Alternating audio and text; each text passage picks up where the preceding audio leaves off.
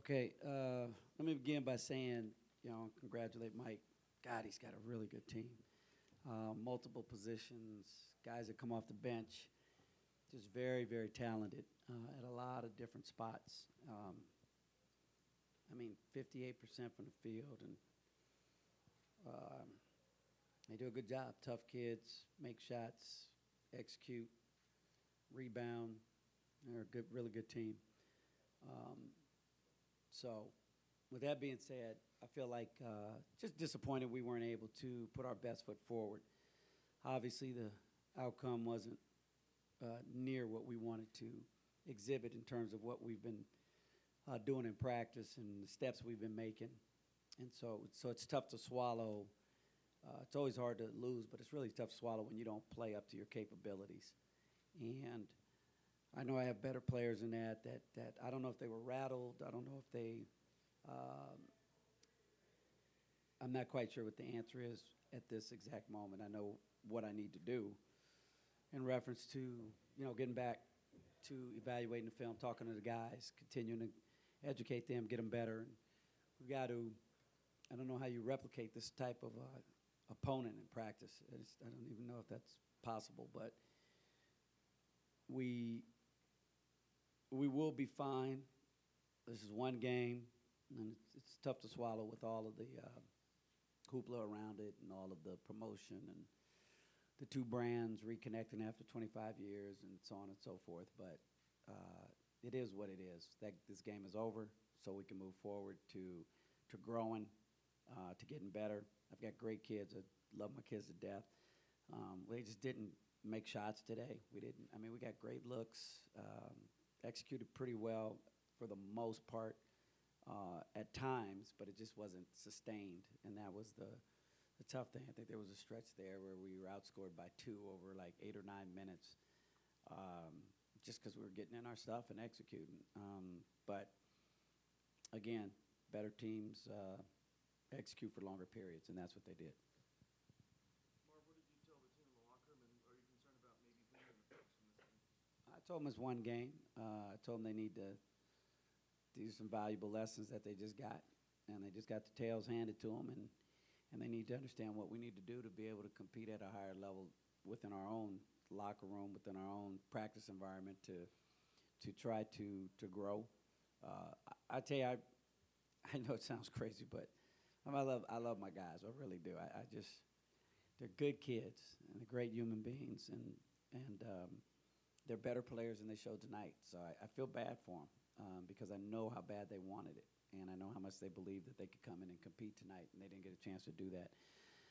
But the good news is we have Kansas and Oregon and Incarnate Word on Wednesday, and Southern Illinois is a good team. Both every team we have left, is a team we can grow and learn from. Listen, this thing is about competing in conference, and we want to keep our eye on the prize, which is getting better. So we'll do it, and we've done it before, and we'll do it again. Marvin, one of the first things you mentioned when you sat down here was, boy, they're really good. You've seen a lot of teams and tournaments and so forth. Is this one of the better teams that you've seen assembled? Yeah, it is, Chris. I've seen a lot of them, and they're just deep at it. They're deep and they're physical and they shoot it. They had a couple guys that can really shoot it, and Grayson's just a tough, strong, physical kid and shoots the lights out of the ball. Today he was really good from the 3. He was 6 for 9. I think he was just shooting on 33 or something % for the season, which is good. But he did a good job today, shot selection, and they are great. They just, to answer your question, yeah, they're good. They might be one of the better college teams I've seen in a long time. Coach, I know it was a tough loss, but is there anything you think that your team can take away from this to look at in the future and learn from? Yeah, just the things that listen, if you do what you're supposed to do and they still capitalize and score, or if you do what you're supposed to do offensively and you miss a shot, I can live with that. But when you don't jump to the ball, when you don't stay in a stance, when you don't front the low post when you're a guard and there's a switch and when you don't do those things, well, then that's opportunities for you to figure out how you can be better. So they know that. They got outside their box today, and I got to find out why. because we can't do that on Wednesday. We gotta play like we've been practicing. Last 3 or 4 practices have been pretty good.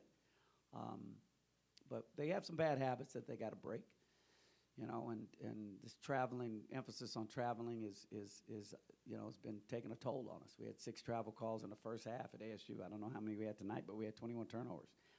Some of them were forced, to Duke's credit, but some were just, we just had slid or pivot foot or, I don't know. I got to watch film here before I get too critical of the guys, but, it is what it is. You win together, you lose together. We're family. We're going to be a family. Locker room's down, but they know they lost to a really good team. Marvin, from that point you're talking about with the turnovers, specifically the traveling calls, do you think that was more nerves, intimidation? You guys can answer this as well, too, or was it just what their defense was doing to you? I think it's bad officiating. No, I'm just kidding, guys. I think that was a joke. Don't anybody penalize me for that. No, I think that I do think the officials are really honing in on that because it is one of the emphasis. So I think our guys are taking those, like specifically to the traveling. It's that pivot foot, just moving ever so slightly. It's called now, and then I do think that Duke, was physical and was into us and crowded us, and we hadn't practiced like that, and so like I said, it was hard to replicate it. So they put us in some uncomfortable situations. I got some pretty tough kids. They just didn't execute today. As Duke is sort of pulling away, what did you think of the way that your players responded mentally to that challenge? Did you see anything that you liked out there, the way they fought back? Yeah, there was glimpses by different guys, but I think collectively, man, competitors hate losing, and it's hard to put on a happy face, or it's hard to bring fake hype to a huddle when you thought you should have been in that game competing to play in the last 4 or 5 minutes of the game, and they have some confidence. So it was tough when the game's technically over, but you got 10 more minutes on the clock or 15 minutes on the clock or whatever it is, and you got to be a sports psychologist to navigate through that one, Mike. I challenged them a few times, and they responded for like a minute or two, and then we lose it again, so. Hey, Coach, in the first game of the season this year, you guys were slow on rotations and things of that nature. First half of this game, you guys were excellent on your rotations, really getting after the ball, but they just made some difficult shots. What specifically have you seen from this game that you can build on, like you built on from those rotations in the beginning? Right, we had good possessions. We had some good possessions, we did, but just didn't have enough of them. So you got to show them what you practice, the effects of what you practice when you execute, and then the effects of when you don't. So it's just good footage. They're gonna get tired of watching film, but they're not gonna get tired of getting better. So. Coach, the turnovers are obviously huge. There's a lot of them there, but they also shoot the shot like 60% or so from the field. What could you guys have done, you think, to brought that down some, brought your shot level to more reasonable part? Well, I thought they had a lot of good looks in transition, and I didn't think we did a very good job. A lot of their shooting percentage was so high because they got a lot of easy buckets, which came out of wide open shots, offensive rebounding, and transition. So those 3 areas. I mean, we gave up too many clear looks, and then just like Arizona State, you give up clear ones, and all of a sudden they're banking in threes. It's like, okay, how do we speed up time here?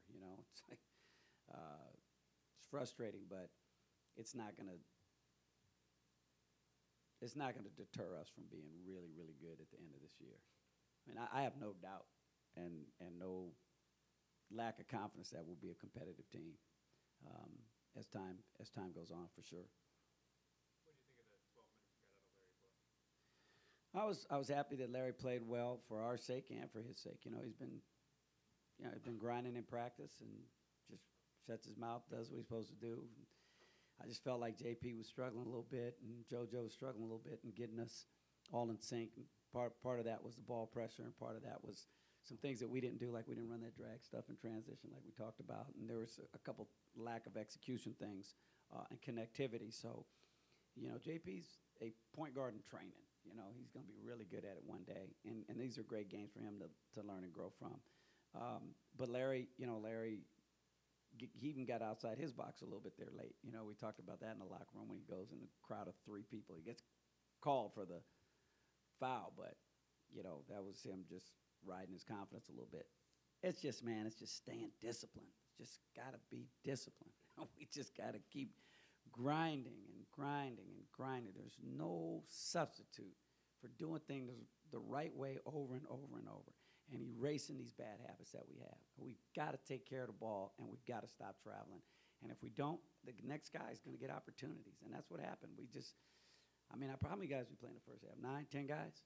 That's not how I wanted to sub, but, we're gonna keep teaching lessons.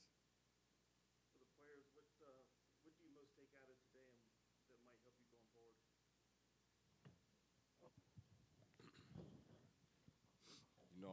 Getting into guys in practice, we have to turn it up a notch, obviously.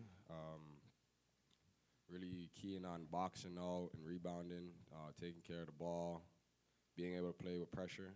Like I said, we're just going to attack it in practice, get better. Come Wednesday, we're going to try to perform better than we did today.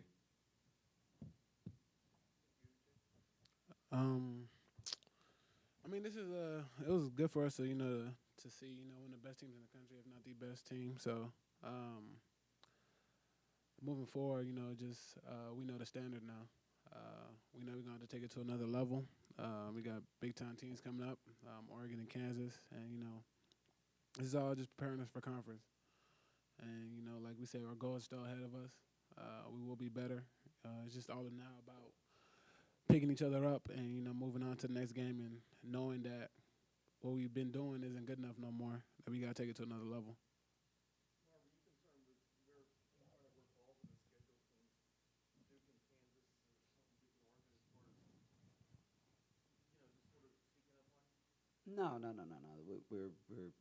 We know every game is mutually exclusive. I use that phrase a lot, but they really are in their own cylinder, separate deals. They know they've got to get ready for that game. The same way they prepare for this one. They've just got to practice hard, and they got to execute, and they got to keep learning.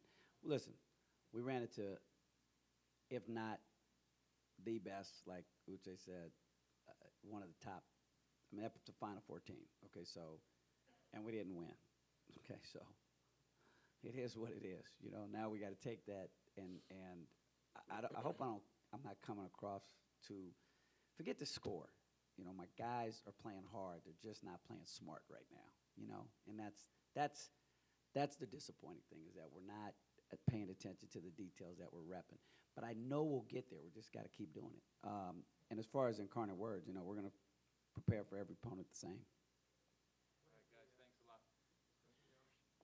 Oh, Christian is he was cleared to play. We gave him a look. We'll see how it feels. We'll get evaluated. I don't know what the future brings on him, though. Okay? Thanks, guys.